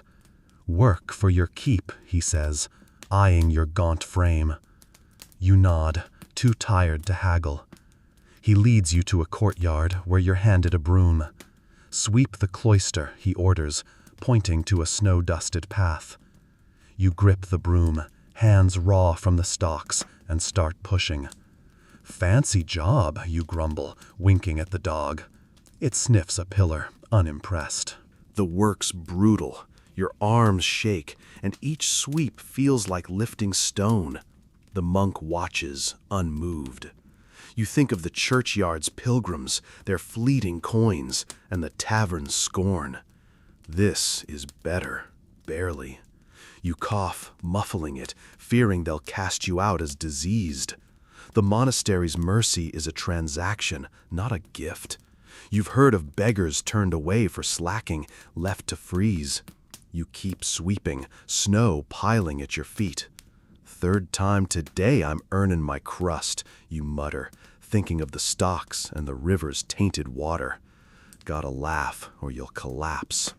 A bell tolls, signaling vespers. The monk returns, inspecting your work. "Passable," he grunts, handing you a bowl of thin gruel and a heel of bread, your fifth crust. You nod thanks, retreating to a corner with the dog. The gruel's bland but warm, and you sip slowly, sharing a bit with the mutt. It laps it up, tail thumping. You nibble the crust, saving your others, and check your haul. Coins, pear, turnip, cloth scrap, still there. The monastery's shelter is a stone floor tonight, but it's dry, and you're grateful. The monks' chants drift from the chapel, haunting and cold. You think of the Lord's men, those wolf-badged brutes, and the stock's public shame. Here, you're hidden, but not free. Labor's the price of their mercy. You pat the dog, muttering, "Better bosses than the sheriff, eh?" Its warmth grounds you, a loyalty no monk can match. The snow outside falls heavier, but you're inside, for now. Your cough lingers, but the gruel's eased your hunger. You curl up, the dog at your side, and dream of a dawn where mercy doesn't demand your last strength. You wake on the monastery's cold stone floor, your dog curled against you, its faint snores a small comfort in the pre-dawn chill.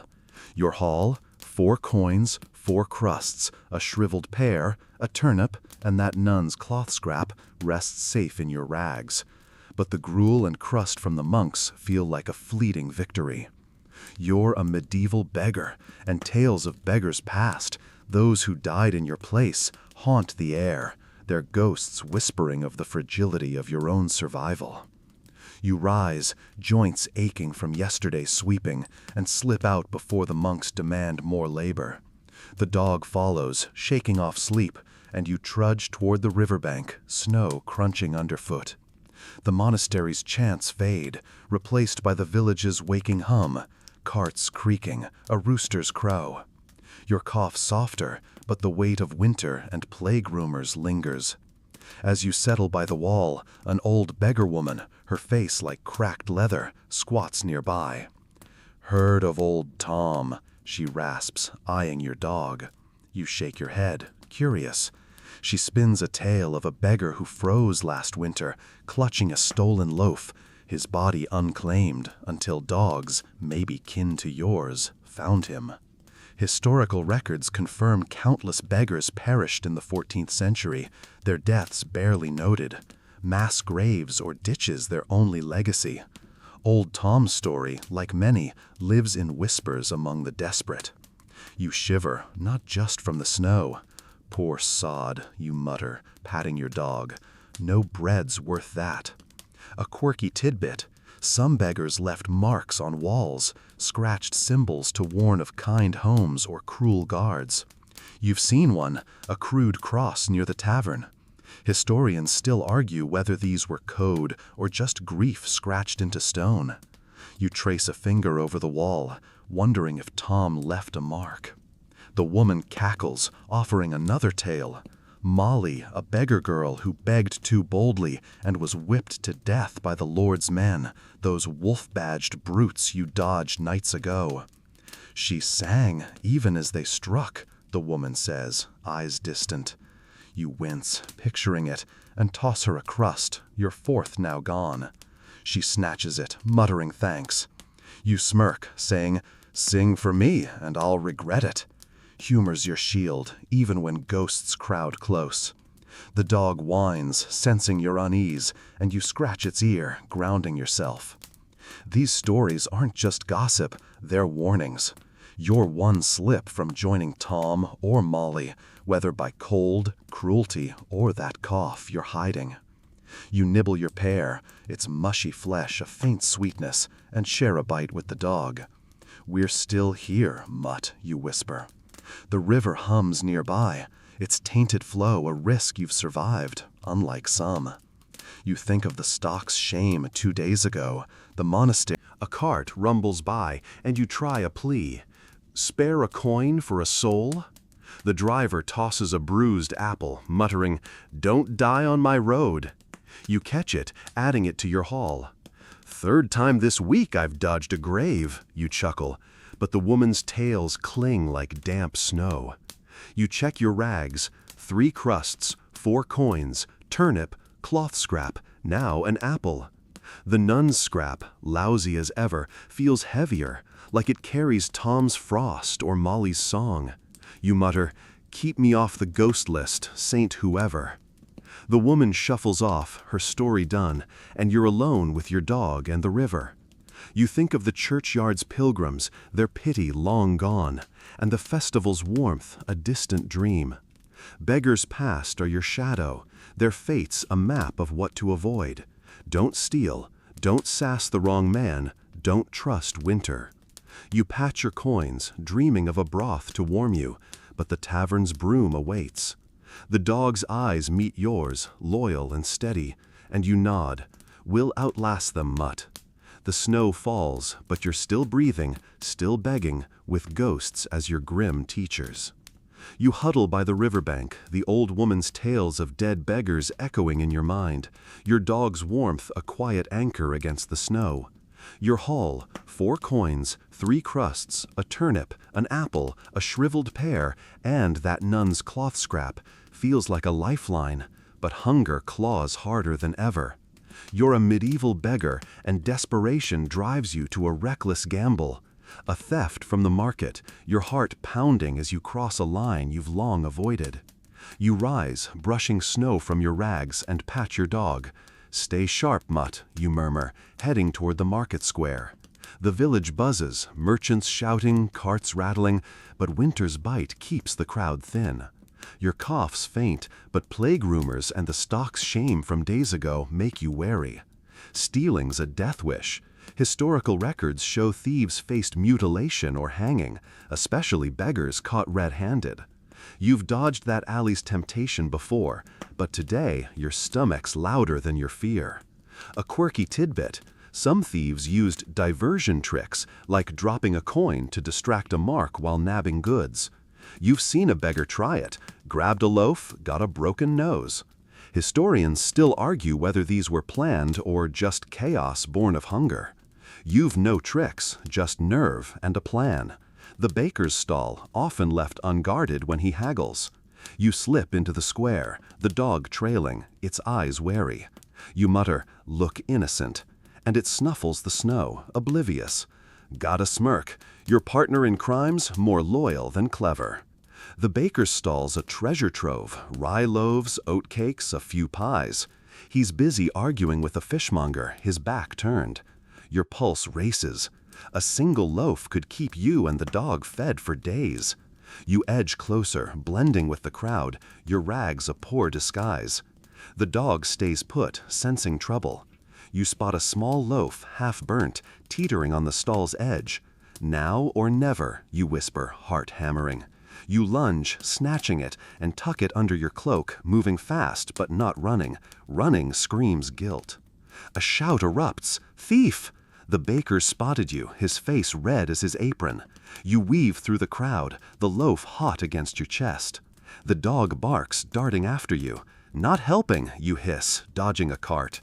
The square's a blur, merchants yelling, a woman gasping. You think of old Tom, frozen for a loaf, and Molly, whipped to death. "Not me," you mutter, legs burning. The sheriff's men aren't here, but the baker's fast, and a crowd's forming. "Third time this week I'm chased," you pant, forcing a grin. Humor's your pulse, even now. You duck into an alley, the dog at your heels, and press against a wall, breath ragged. The baker's voice fades, drowned by market noise. You check the loaf, crisp, heavy, yours. Guilt twists, but hunger's louder. You tear off a piece, sharing with the dog. It chomps, tail thumping, and you whisper, "We're criminals now, mutt." The nun's cloth scrap, still in your rags, feels like a judge's gavel. Maybe it's cursed, pushing you to this. You mutter, "Saint whoever, don't snitch." The alley's no haven. Thieves lurk here, and you're no match for them. You slip back toward the river, keeping low, the loaf hidden. Your coins, 4, still there, jingle faintly. A reminder you could have bought food, but winter's greed and the stock's shame broke you. You think of the monastery's stern gruel, the churchyard's pity. Theft's a line crossed, and there's no uncrossing it. If the baker names you, the Lord's men, those wolf-badged brutes, will hunt you down. You reach the riverbank, snow heavier now, and huddle with the dog. The loaf's a feast, but fear sours it. You nibble, saving most, and check your haul. 3 crusts, turnip, apple, pear, coins. The dog's eyes meet yours, loyal despite your crime. You pat it, muttering, "We'll lay low, eh?" The river hums, indifferent, as guilt and survival wrestle in your chest. You're still here, a thief but alive, with a loaf and a dog to guard your fragile hope. You crouch by the riverbank, the stolen loaf hidden under your rags, its weight both a triumph and a curse.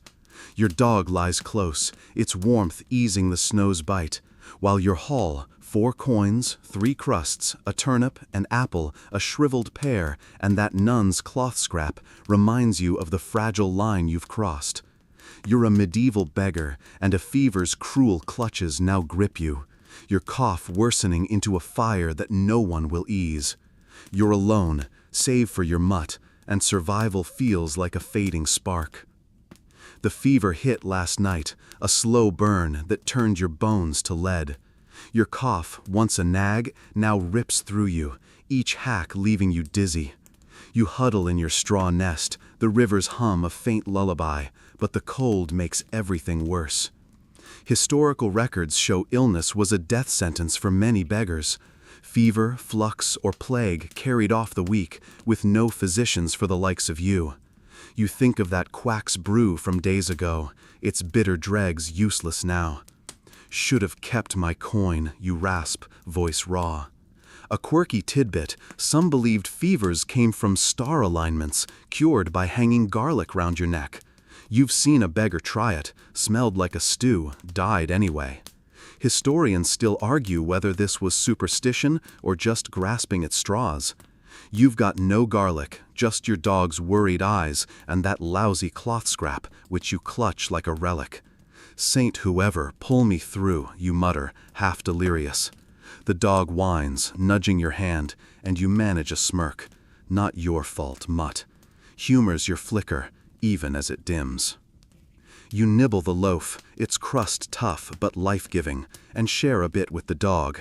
It chomps, loyal as ever, but you're too weak to eat more. The fever's a thief, stealing your strength, and the market theft yesterday feels like another life. You check your rags, coins, crusts, turnip, apple, pear, all there, but they're useless if you can't move. The river's too cold to drink from now, and your last sip sits heavy, maybe worsening the fever. You cough, pain flaring, and pray it's not plague, though rumors from the square haunt you. The village feels distant, its market and churchyard out of reach. You think of the monastery's gruel, the pilgrim's pity, even the stock's shame, all better than this. No one comes for you. Beggars die quietly, like old Tom and Molly from the old woman's tales. You pat the dog, muttering, "Don't let the rats get me." It presses closer, a furry shield against the snow. "Third time this week I'm fighting to breathe," you whisper, thinking of the river's tainted gift and the healer's scam. Gotta laugh, or the fever wins. You try to rise, hoping to reach the tavern for warmth, but your legs buckle. You slump back, snow dusting your face. The dog barks, sharp and desperate, but no one hears. You think of the Lord's men, those wolf-badged brutes, and hope they don't find you like this, helpless, a thief's loaf in your rags. The church calls fever God's will, but you're too tired to curse their sermons. You clutch your coins, dreaming of a healer who's not a fraud, but even that's a Lord's dream. A shadow moves, an old man, maybe the one from the churchyard days ago. "Help," you croak, but he hurries off, crossing himself. You slump, the dog's warmth your only anchor. You tear off a crust, tucking it in the snow for the mutt if you don't wake. The fever's a tide, pulling you under, and you're too weak to fight. The nun's cloth scrap slips from your sleeve, useless now. You close your eyes, the river's hum fading, and whisper, "Stay, mutt." You're still here, burning but breathing, with a dog and a loaf to mark your stubborn stand.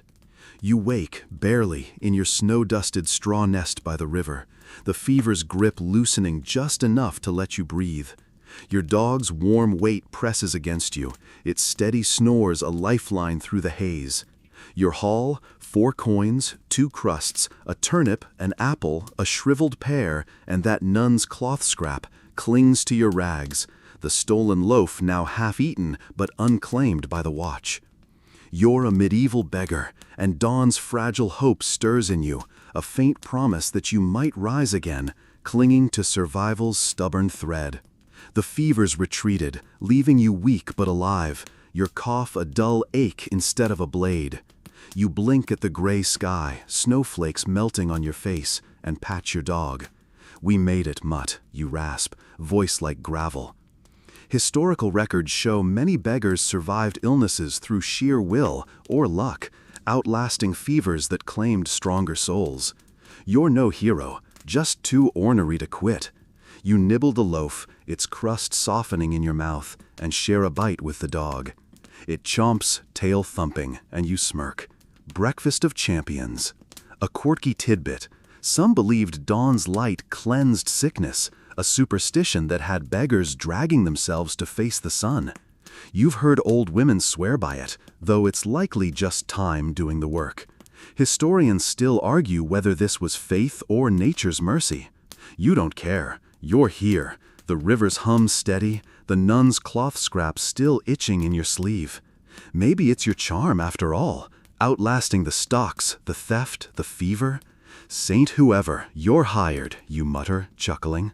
Humor's your spark, and it's flickering brighter today. You check your haul, fingers trembling but sure. 4 coins, 2 crusts, turnip, apple, pear, all there. The market theft feels distant, its guilt buried under survival's weight.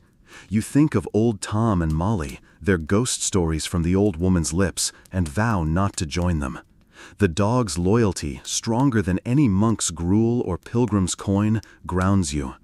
You tear off a bit of apple, sharing it. 3rd time this week we've cheated death, you say, thinking of the river's poison, the stock's shame, and now this fever. Gotta laugh, or you'll cry. The village stirs, smoke curls from chimneys, a cart's wheels creak. You're too weak for the market yet, but the churchyard's alms call.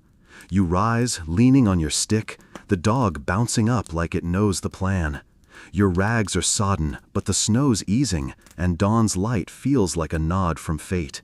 You think of the Lord's men, those wolf-badged brutes, and the tavern's broom, dangers you'll dodge again. The fever's left you gaunt, but you're moving, each step a defiance of the cold, the hunger, the ghosts. You shuffle toward the village, the dog at your heels, its torn ear perked. You clutch your coins, dreaming of a broth to warm you, maybe a scrap of cloth to replace the nun's lousy one. The riverbank's behind you, its tainted gift survived, and the monastery's stern mercy a memory. You're still a beggar, still a thief in the baker's eyes, but you're here, with a dog and a dawn to chase. You cough, softer now, and whisper, "One more day, mutt."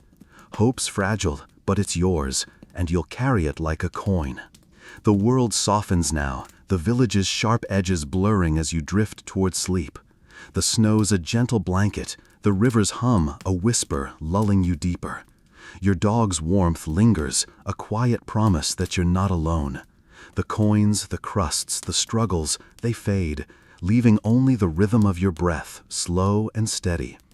You're safe in this moment, wrapped in dawn's faint glow. The fight paused. Let the cold and hunger wait. For now, you rest, carried on the river's song, your heart easing into peace. Sleep comes, soft as snow, and you sink into its embrace, dreaming of warmth, of hope, of tomorrow's fragile light.